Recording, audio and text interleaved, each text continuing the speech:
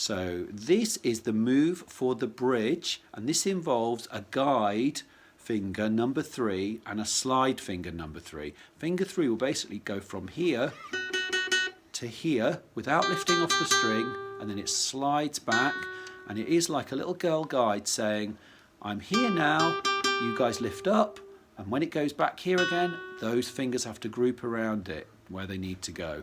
So the full bridge goes curvy finger C, and then flat finger F, this bit straight forward, and curvy finger C, and flat finger F. But then here you keep it flattened and you put down, if you've got stickers, it'll be red and brown, or the other notes of a D7, and you strum your D7, and then you move your finger 3 up and lift the other fingers up. You let the finger slide up to a yellow sticker for a G chord, and then it slides back and it says, come on other fingers, group around me, and down they go, and you do your D7 again, and then you slide your finger 3 up again to the yellow sticker or fret 3 on string 1, the other fingers lift up, and there you are. I'll play that through again. It goes, he sees, hang on, let's just get in the key.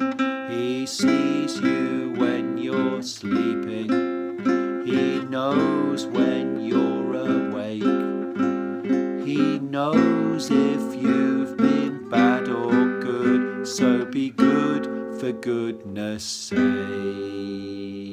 And there you have it. Hopefully that'll work.